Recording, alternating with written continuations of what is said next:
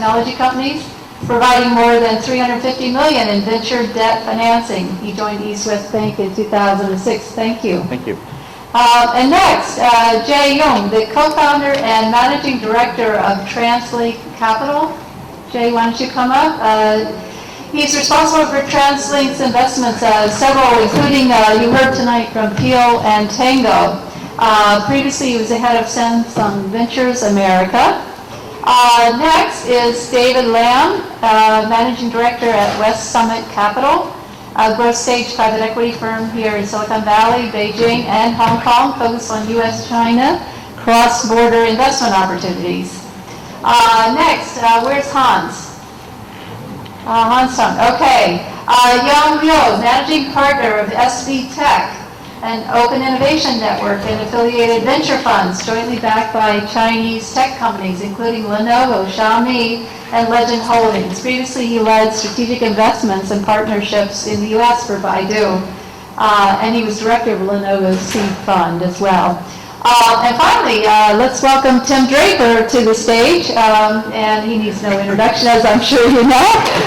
Thank you. It's our all-star VC Dealmaker panel. So why don't we kick this off by each one of you talking about what you think are some of the new... Draper University students, if you want to go to dinner or something, go ahead. Oh, no, we don't want them to leave. Okay, Kelvin, from your perspective, what are you seeing that's really happening today in deals? I mean, Alibaba has made a lot of 9 investments in the U.S., and I think we've seen Chinese companies investing in U.S. tech startups quite a bit over the last few years. Is this a trend that you're going to see continuing to happen, this China inbound story of buying up U.S. tech startups? And why is it happening?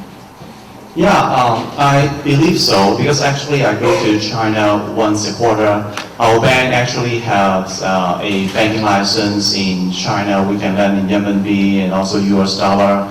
For the last 12 months, I would say that I did about 12 transactions, cross-border financing. Is actually getting the involvement of that about the renminbi fund or maybe a Chinese-based company making investment into the US-based company. One of them that will work closely with NEA is the NEA portfolio companies. Carmen is actually sitting on the board, and the chairmans, right? Basically, that is the ex-chairmans of Spectrum Semiconductor, and they basically going to make an acquisition of an RFID technology company in Morgan Hill. So, and then we are the one that to provide them that a bridgeable financing. And also at the same time, I'm looking at that the free trade zone in Shanghai. So there's actually more companies now. Actually, they want to really making the direct investments. It's much more easier now. They can register at that about the free trade zone in Shanghai, subject to some sort of that maybe some of the requirements. Once they can meet that, they can really so-called freely send out the money, right, to make the investment and also the acquisitions.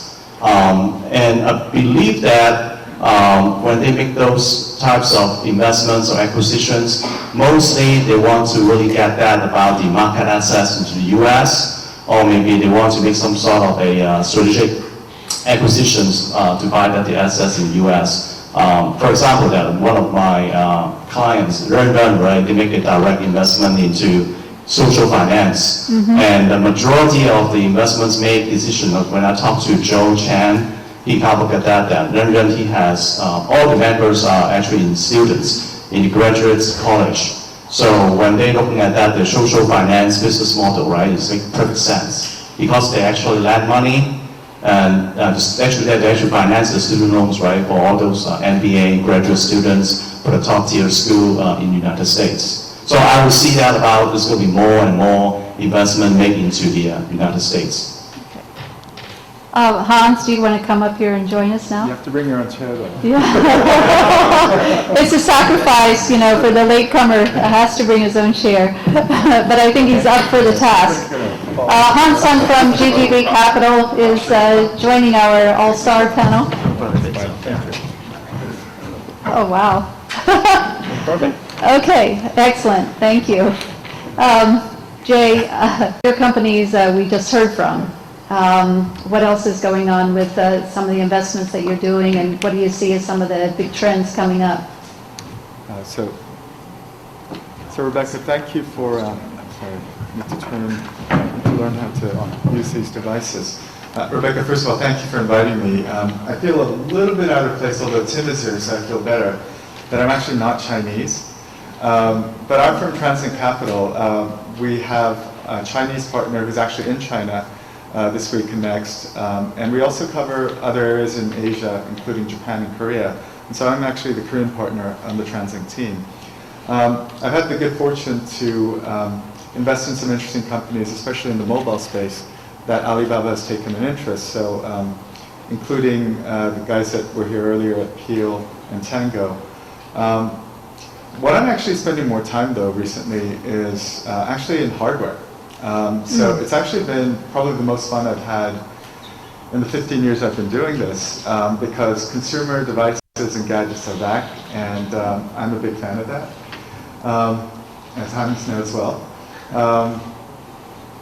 It's interesting because if you think about hardware and what the value proposition that our firm and David's firm and Hans's firm all bring to the table is that even though the concepts, the designs, the ideas, the innovation is going to continue to come out of Silicon Valley, in order to actually realize the vision, to productize, to mass manufacture, you absolutely need partners in Asia. There's just no way around that. And that's given us actually a really interesting opportunity over the past couple of years with the renaissance of hardware to actually add value and make an impact. And so I've been spending a lot of time around areas like wearables, IoT, consumer devices, consumer robotics. There's been a lot of interesting things going on, from programmable credit cards to consumer-facing service robots. And it's been tremendously interesting. And what's really impressive, though, is because of the synergies between the East and the West here, where you have the software concepts and innovations, as well as coming from the East, the hardware and manufacturing abilities. Although it's not exclusive to each, the synergies and the ability to collaborate to create something really interesting has actually gotten me the most excited, and having been in this industry for about 15 years now, than ever. Okay, great. David, your firm is really at this cross-section of U.S. and China, which gives you an opportunity to see business models that can cross borders really easily. And I think Twitch was an example that you talked about or wrote about recently. So maybe you could talk about what kinds of cross-border opportunities are going on and how you spot them. So from a technology standpoint, we're investors in most of the technology sectors that everybody here is very excited about: cloud, big data, mobile, internet of things, wearables. We're all very excited about those markets. I think to Jay's point just now about the opportunities between the East and the West, and also all the speakers today that have just demonstrated how this globalization of Chinese companies, which was really emphasized in the public sphere with the Alibaba IPO, is now that's just the beginning. It's the tip of the iceberg, and there are so many other companies that are looking to do the same thing. They're all looking to partner with innovative companies, and it gives tremendous opportunity to a lot of the companies that we all work with here in Silicon Valley to partner with leading companies. In our case, we're focused on China, so leading Chinese companies that can both allow our portfolio companies to enter the China market, which historically has been always a challenge for Western companies to enter that market. But now there's a bilateral relationship because those Chinese companies also want to enter foreign markets. So they're looking in some cases to sit behind our portfolio companies, which may be a fraction of the size of their Chinese partners, to go into international markets, perhaps here to the US or to Europe, or even to other new markets for both companies where they're really sitting on the same platform as equal partners. So I think it really creates a huge and a new dimension in the cross-border business that really started 20 years ago, or more than 20 years ago, when a lot of generic consumer goods were, and I think continue to be, made in China. Then 10 years ago, with the private equity and venture capital boom in China, the buzz was all about the China market. It's a big market, today a gigantic market, number one or number two in every product category in tech, but maybe back then was at a top 5, but moving up quickly. And then now you have this China globalization phase, which I think really brings to full circle the opportunities for funds like ours and our portfolio companies here in Silicon Valley to access new markets and build long-term partnerships. Okay, great. Yong, I'd love to hear a little bit more about how you work with these leading Chinese tech companies, Lenovo, Xiaomi, Legend Holdings. Yeah. We see a lot of money rushing out of China into the States. Not only VAT is only part of them, actually a small part of them. Actually, our fund, we have out of our LP, we have 6, what we call it GEM, Growth Enterprise Market, listed companies in China, just like NASDAQ here. They are our LPs, and they would like to leverage our deal sourcing network to find some good tech startup they can further invest in or just acquire. So we definitely see that. But since my experiences are mostly from the corporate world, it's a different side of this market. So I think Alibaba and Tencent, both companies that have done a fantastic job in the past couple of years here. But I think most of the Chinese corporate investors are still facing some kind of challenge here to do investment on the early stage, especially the early stage tech startups. So we can talk a little bit more later, if we have the chance. But my opinion is like Alibaba and Tencent, I do maybe they're still going to invest more here, but maybe more on the market share acquisition side. For every hair, I think maybe, but at least I do tend to hire people directly for other corporation for my experiences. And maybe for the rest of the company, like for acquisition of technology, I think it's still quite challenging. So that's my opinion. Okay. Tim, I'd love to hear about China and Draper University. How do the two go together? Yesterday, I was talking to somebody who said they wanted to fund and drive a much larger Draper University in Shenzhen. And we're quite excited about that possibility. And so we could end up creating another physical space, Draper University. But of course, we do have an online school, and that online school is already permeating China, and it's a different kind of online school. It has an online-offline component where people have to go do things and then videotape themselves doing it and then come back onto the, so it's not like a MOOC, it's an online-offline school. So that's exciting, and much the way we created an ecosystem here, or we're in the process of creating an ecosystem here, we have the beginnings of an ecosystem in China.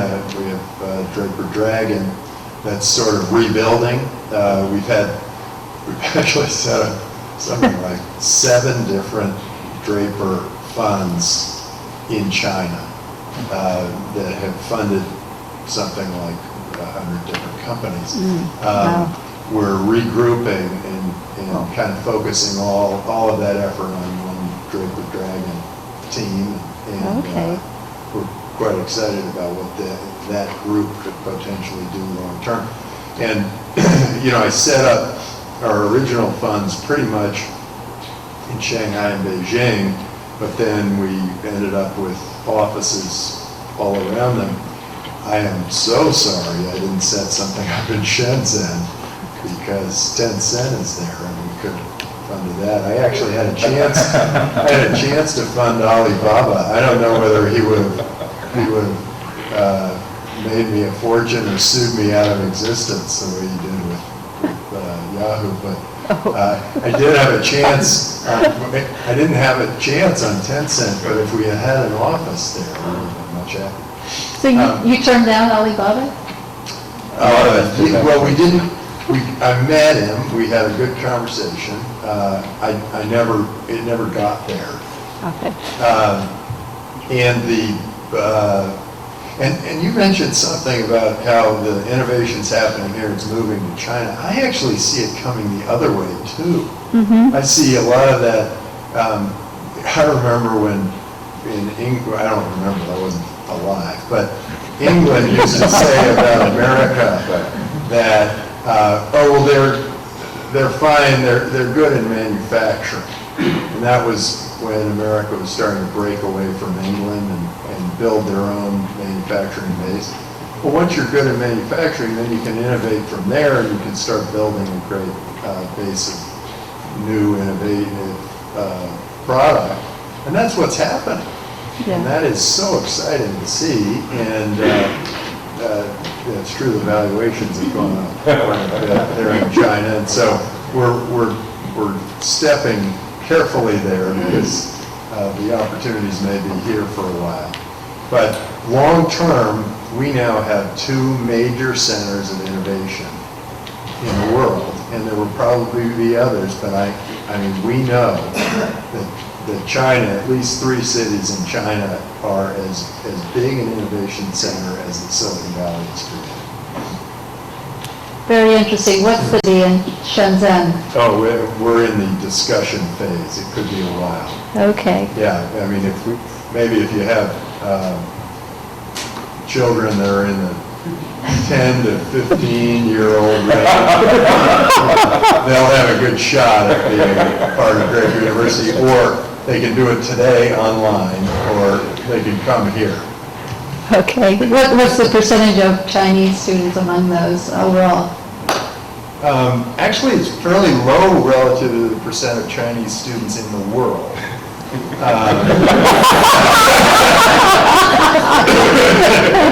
Where we have maybe 5 or 10% of all of our students have been Chinese, and Okay. the percent in the world is more like, what is it now? Let's see.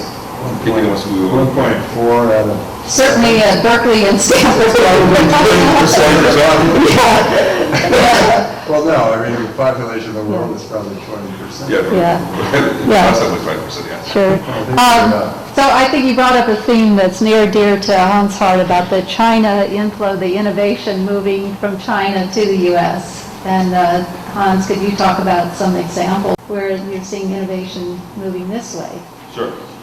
I went to China in 2005, first of all with GGB, which started investing in 2000. And in 2003, GGB made this little investment called Alibaba. But also missed other things going on in China, missed Baidu, missed Focus Media, a whole bunch. When I went to China in 2005, that's when GGB opened up the China office as well. But I was with a different firm back then. In 2005, the world had about 1 billion internet users, mostly on PC. And I missed the first 10 years of internet. Didn't make much money from that first 10 years. I think DFJ, Benchmarks, Koya, and KP probably were the top firms that made a lot of money, especially on the consumer internet side during the first 10 years. Back then, I remember 2005, this little company in China went public, the valuation was crazy. That was called Baidu. Valuation back then, after IPO, first day trading, valuation was $5 billion US. Compared out to Google, the ratio was 1 to 20 back then. Now, you fast forward to now, and by the end of this year, the world will have 3 billion internet users. And over that 10-year period, China accounted for 1/3 of the new 2 billion that were added. And by now, with Alibaba's IPO, you're looking at a valuation of what, 240, 230 billion? I think GGB probably, how we kept every single share in Alibaba, it would be a 1,000x return from the day GGB made investment back in 2003.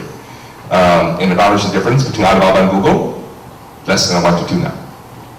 Over the next 10 years, 3 billion in users will end up being 4 billion, 4.5 billion. Of that new 1.5 billion, maybe 20% will come from China, mostly from smartphone. But the rest will come from developing countries around the world. Not from the US, but from developing countries around the world.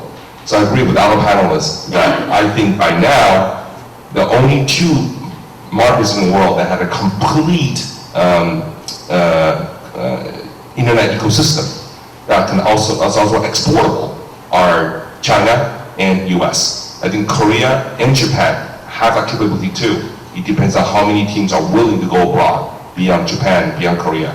I think Line is doing that. Maybe others from Korea would, but it remains to be seen.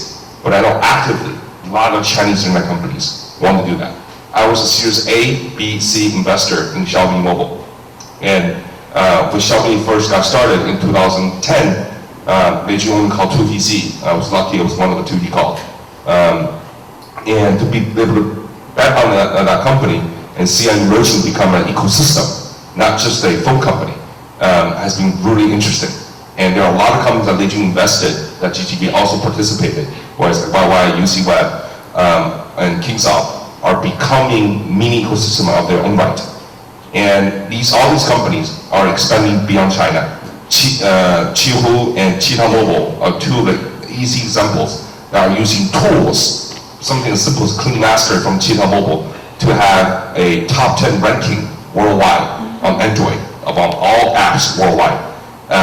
The ability to use a simple tool and use that tool to leverage get more users is a very interesting Chinese way of expanding. It's called rocket ship. Have one rocket take off and bring other rockets to come along. And the second model that's really interesting is the virtual item model, the one that WeChat perfected, Tencent perfected. Huawei is doing that. And I think more internationalized teams will be able to take that virtual item model beyond what Zynga has done with Facebook to other developing markets. Because advertising market in other markets are not going to be as developed. Virtual item, direct user pay can provide a lot more entertainment value than what you get in the offline world, so it has a chance. The third model, the last one I'll talk about, is probably e-commerce. We see a lot, Taobao and Tmall has 8 million merchants online. One of my first investment in GTB in the US is a company called Wish that actively recruit merchants from Taobao and eBay in China to sell from the rest of the world. And their GMV and their SKU has grown by a lot. We're talking about, I can't disclose the number, but a lot in the last 8 months. And the numbers are astounding. And I think that more and more companies that are globalized, that's here, can build that kind of global companies. So for the next 10 years, I think whoever can do mobile first and focus on global markets are likely to build huge companies because the underlying user growth will support that trend. I agree with Hank, and in fact, about when I was in Beijing, I met up with Light in the Box. It's very similar to Wish.com. I talked to Alan, the co-founder, CEO, and they want to really make a lot of expansion. Want to buy that, a real estate, commercial, warehouse, logistic, and just want to get closer to the customers, so in US. Yeah. So what do you see as the next Baidu, Alibaba, Tencent, Google, Facebook, Amazon, and where is this company going to come from? Let's just go down the line and ask, where's the next big home run company coming from? What space is it in? I think right now on mobile, you have iOS and Google Play that's just pretty much dominate everywhere in the world, with exception of maybe China. And the user growth will come from third world developing countries. This kind of app store ecosystem will still be around. And then you also have companies like Facebook and Pinterest and LinkedIn and Instagram going global as well. So the ability to grab users on mobile is unprecedented, much easier than the PC internet world. So global expansion will be much smoother and quicker on mobile than before. So any of the companies that was doing e-commerce on PC have to really think about mobile as the #1 priority versus the PC website. So you think Xiaomi's going to be the next Baidu, Alibaba, Tencent then? You couldn't directly the question. I think the new BAT has to be good in e-commerce via mobile. So I think yes, Xiaomi I think will be one of them. Yeah, okay. I think companies like Let me ask Tim. like Wish has a shot as well. Wish as well. Okay. Let me ask Tim, since he's been behind so many successes like Baidu and Tesla and Hotmail and others. So I actually think that, and since I don't live in China and I'm not there, I'm only there like 2 times a year. I don't have as strong a feeling for how the wireless system is going to work there, but I do believe that globally, financial technology is going to be completely transformed. And it's going to be a combination of things. First of all, there is no reason that banks, investment banks, venture capitalists have such a stranglehold on the market. I believe that all three of us, the bankers, the investment bank, the venture capitalists and whoever investment bankers out there, are going to see real margin squeeze because the entrepreneur is going to get closer to the money through this new platform, whatever that platform is. I do believe that Bitcoin will be one of those platforms, but I think there are going to be a lot of financial platforms that completely transform global finance and the ecosystem. And it'll be great for everybody. The faster money moves, the richer we all become. Are you keen on crowdfunding then as well? Yeah, crowdfunding. I love crowdsourcing too. I'm wearing a Pebble watch. Okay. And when I funded Pebble a long time ago, and he came to me and he said, God, I think we're going to be out of business, but we're going to try one thing. We're going to throw a video up on Kickstarter, see what happens. And they got $10 million on Kickstarter, $5 million in free money and $5 million in pre-orders for this watch. And I was just going, what? Oh my God, you're in business. I thought it was over. So yeah, crowdsourcing and crowdfunding are both going to be great. I also think China could leapfrog the U.S. in finance because the U.S. is being so heavy-handed regulatorily on things like Bitcoin that if China were to sort of open it up a little bit, or whichever countries, I know Korea and Singapore are treating Bitcoin like a service, they're just letting it rip. They may be the big beneficiaries of this whole new global change. It could be just amazing. Anyway, that's what I'm excited about. Okay, great. I'm sort of excited about any time there's a big industry that has been sort of operated as an oligopoly or whatever, and they charge really high price for bad service. Finance is one of those. Education's one, at least here. China education's pretty good. Government is one. Government, yeah. Okay, exactly. Young, from your perspective. Yeah, I hope Chinese government really share the same vision. I'm a big believer too, but I see a lot of highly regulated market in China right now. Yeah. So it's even worse in China than here. So I hope I can see it one day. Okay, I think social sector is always a big winner. I think because it's kind of like fashion industry, right? Every couple of years, people need some new things come up, and the new generation, when they go to the market, they would like to use some different like tools, like chat tools, to different from their, the elder generation use. So that's one sector I like. The other one is I think mobile commerce, just as Hans, the investment portfolio company, Wish.com, I think it has big future. Not only in US, but maybe in China.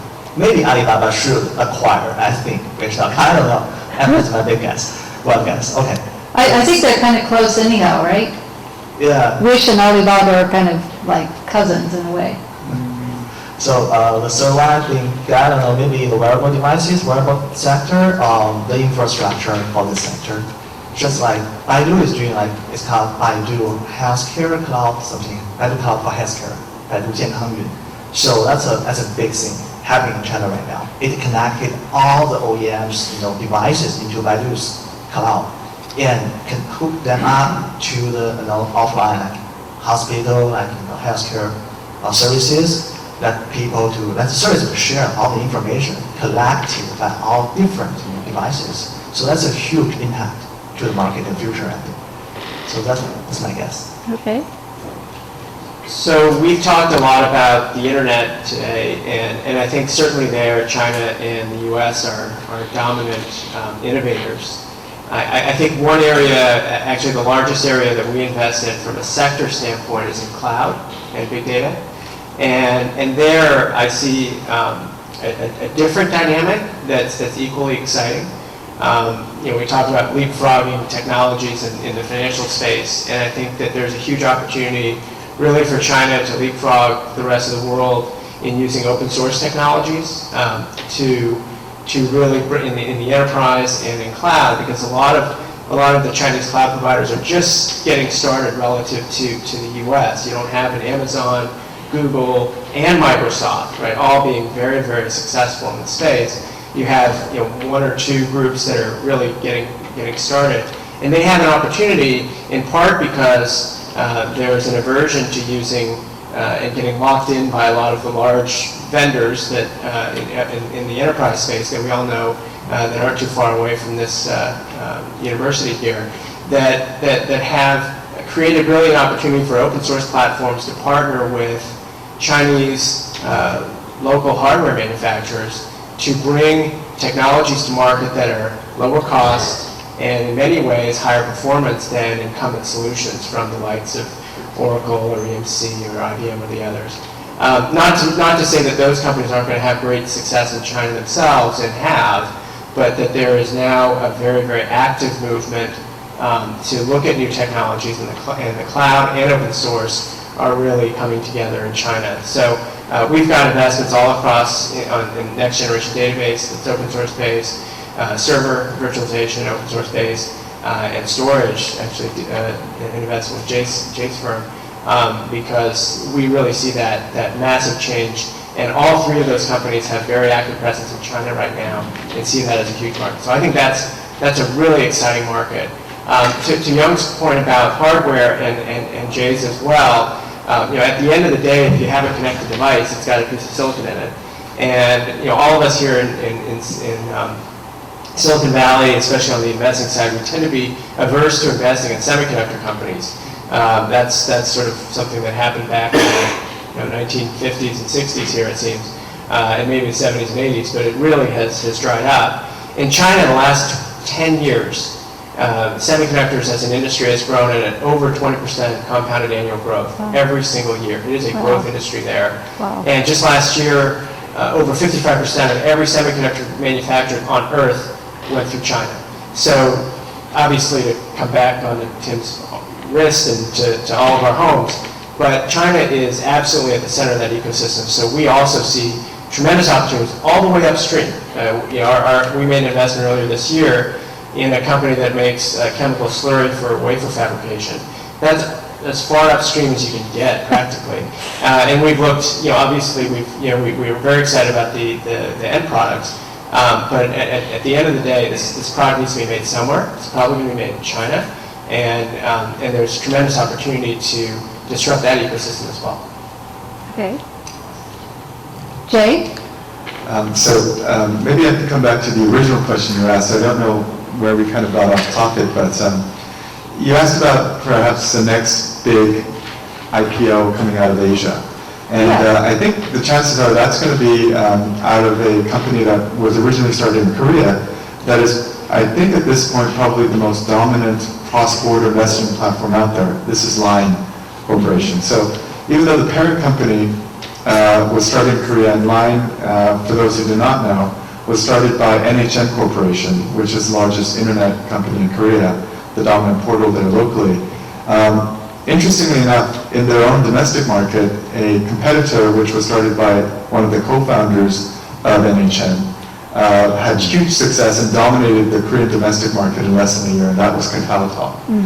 So seeing that success and how quickly that expanded, the NHN team that had already expanded years ago to do a portal business and game publishing business in Japan actually started to build a messaging product. And that product actually went viral in Japan. And as it went viral in Japan, it spread to Southeast Asia, Taiwan, as well as other countries across Asia. And so the countries that did not have their own domestic dominant messaging platform were actually much more susceptible to a messaging platform that was coming from the neighboring countries. Right. And that became the success of Line. And at this time, I would say that with their efforts to expand not only across Asia, but also into certain markets in Europe, where the traditional dominant messaging platform had been WhatsApp for many years. When WhatsApp got acquired, they saw that as an opportunity to go into specific European markets like Spain, Italy, and now they're the dominant platform in those markets. They're also expanding in Latin America. Wow. And so being a smaller population and country in itself, Korea, unless they go global, it's really difficult to become a massive company. And it's very rare, but Line is one of the few cases that have had tremendous success to do this. And at this point in time, to all due respect with our portfolio Tango, which boasts now probably about 250 million users, Line today doubles that number and rivals only WeChat in terms of user base today. Wow. Amazing. Wow. Well, thank you. Kelvin, from your perspective, what are you seeing out there on the frontier? To me, that I'm kind of looking at that about the consumer spending in China, right? Because of the middle class populations and in there, so which groups of the populations will have the most spending power? I'm kind of looking at that and probably the generation Y, or maybe kind of that the college students. The reason why I say that is, okay, so in China, you know that there's a one-child policy.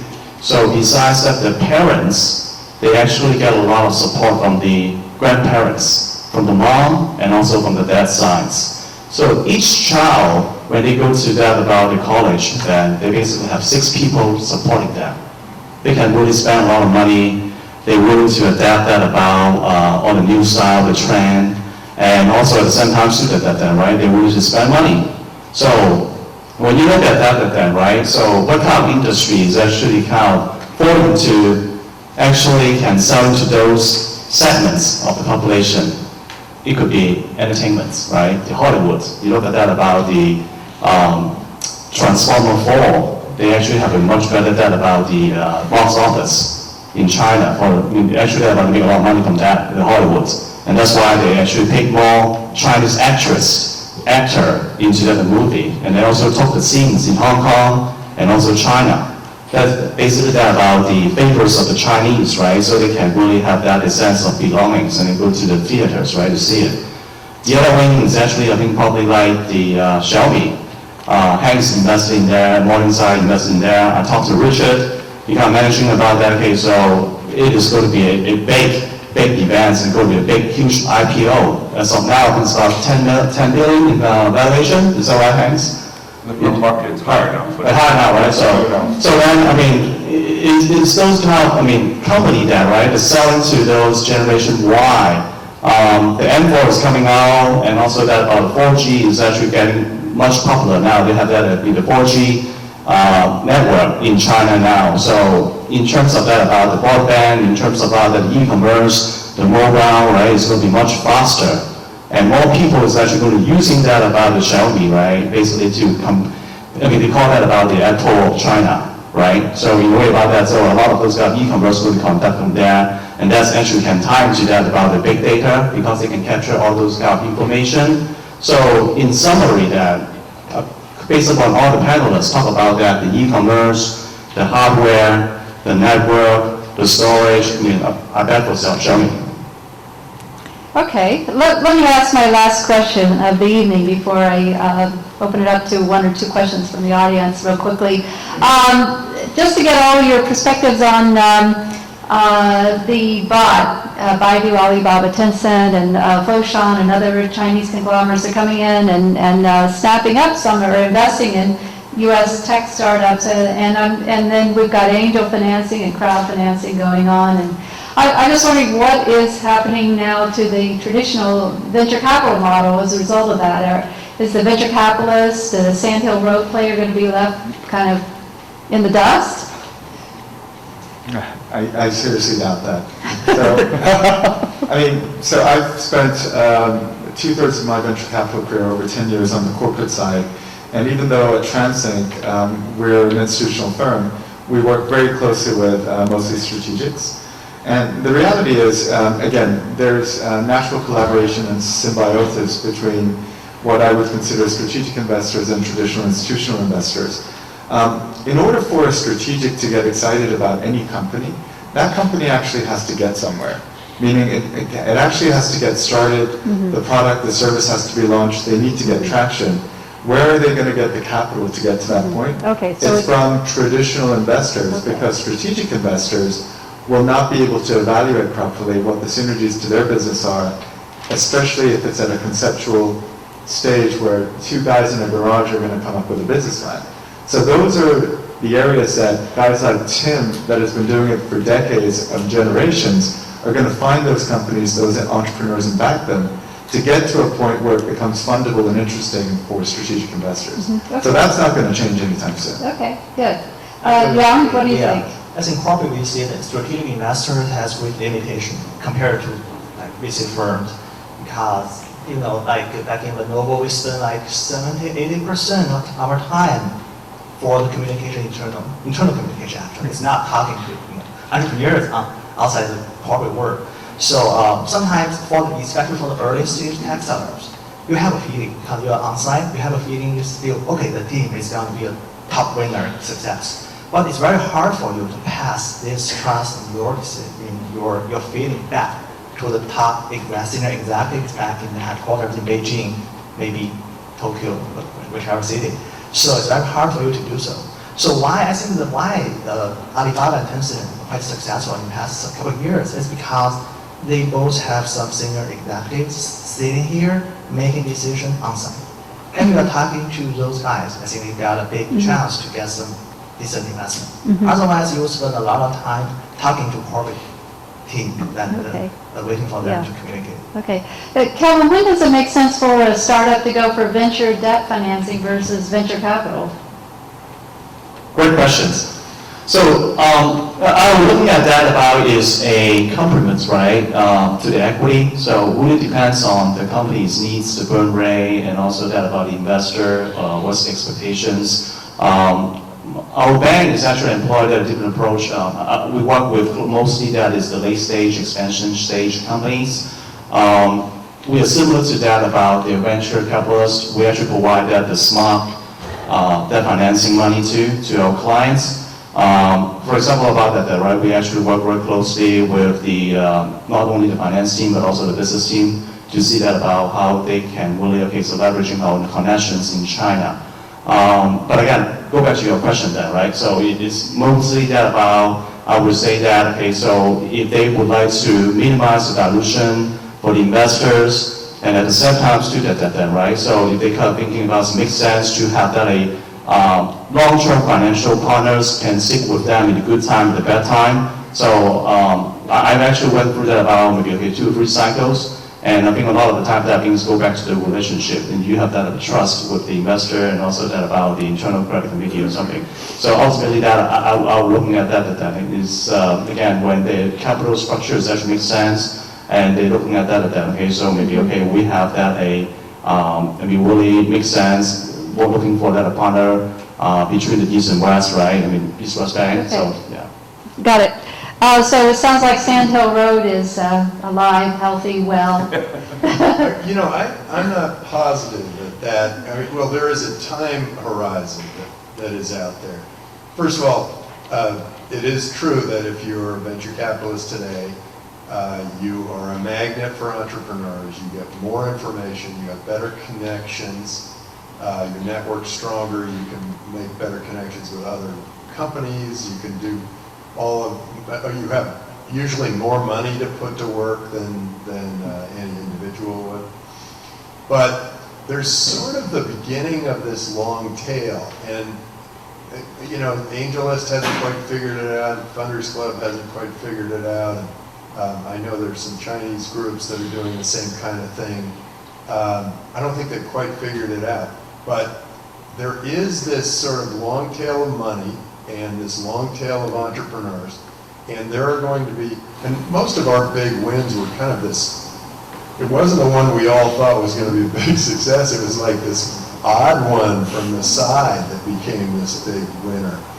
And that long tail does allow for various angels to be big successes, and they can go direct.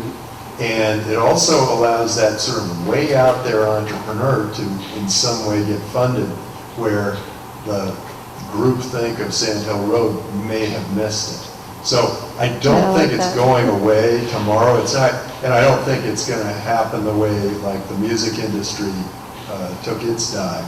But I do think that there's something going on, and we should all be, I mean, we being in this business, should all be aware of it, and maybe just get out in front of it a little bit and make sure that we're, you know.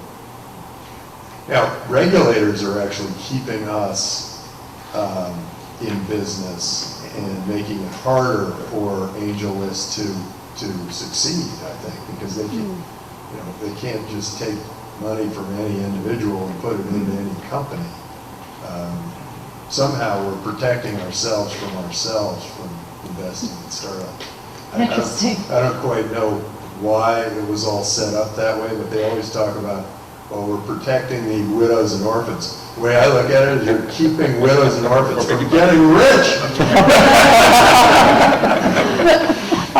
If I quickly add, one of the things I noticed the most between US and China in terms of internet entrepreneurs is that in the US, it's very elite. Most of the people who get funded are from Ivy League schools, Stanford, Berkeley.